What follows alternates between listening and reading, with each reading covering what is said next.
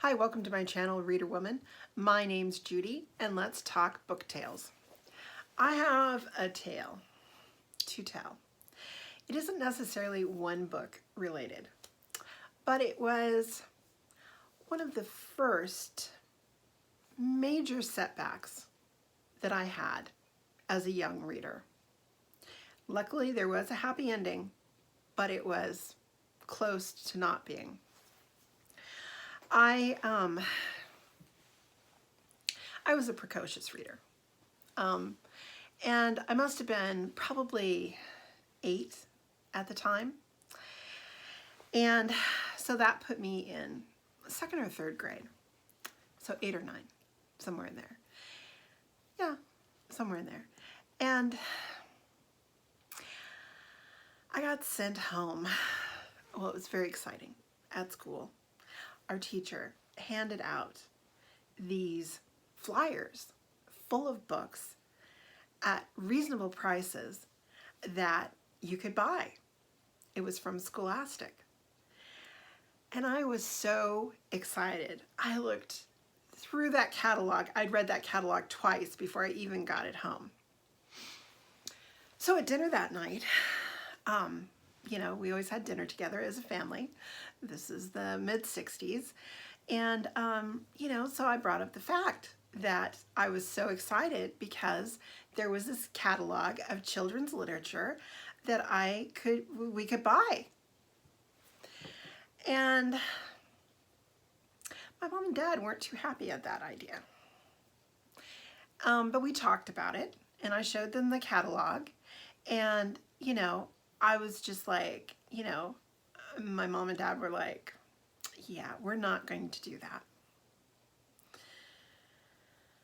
And I can remember just, but I could use my money to buy this. No, we're not going to do that. I was devastated. My lust for books had been aroused, and there were 100 books there that I desperately needed at least a couple or 3 or 4 or a dozen. So I decided that even though my mom and dad said I couldn't do this, that it was my money and I should be able to do with my money what I wanted. And so I started buying books. Very happily buying books. I would only get 2 or 3 or 4 at a time. And however my wallet was going at that moment. But I got an allowance every week, and I really didn't have much more to use the money on except these books from Scholastic. I don't really remember most of them. I remember one about kids living in a museum, and I looked it up, and it was From the Mixed Up Files of Mrs. Basil E. Frankweller. And it was made into a couple of movies. But I must have read Beverly Cleary at that point too, but I don't remember exactly who or what I was reading. But I loved them.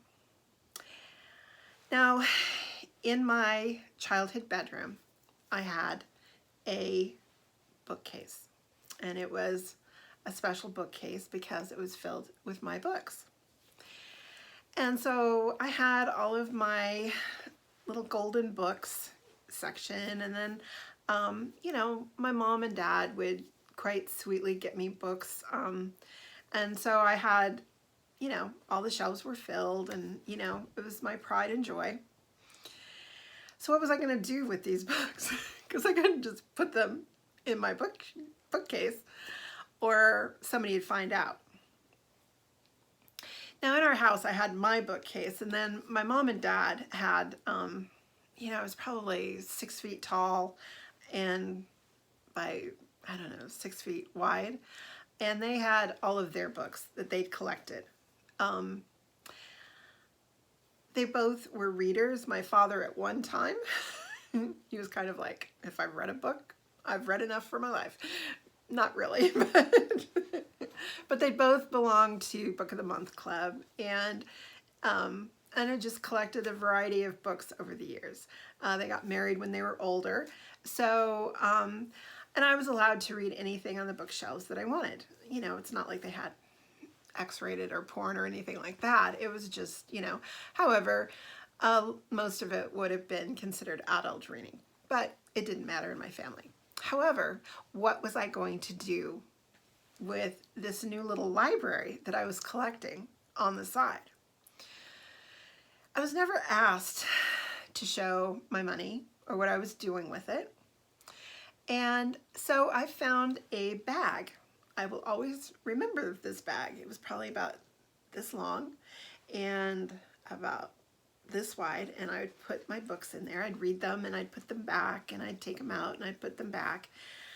But I must have had 20, 25 books.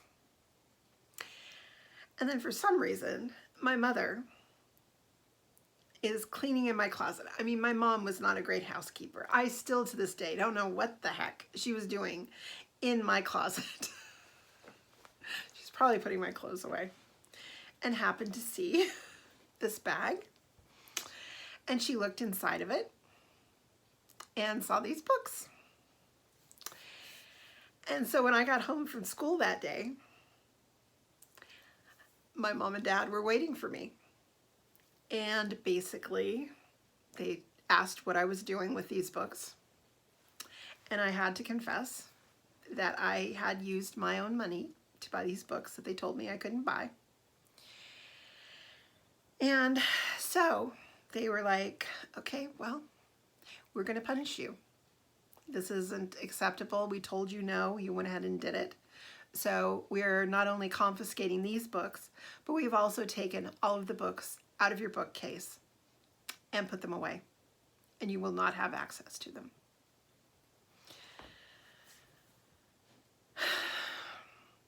I was devastated.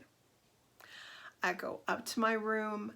My bookcase is bare, completely bare. I know I cried. I'm a crier, and I know I cried. It was heartbreaking. Heartbreaking. So now, not only do I not have my new little book collection, but now I don't have any of my books. I have nothing to read.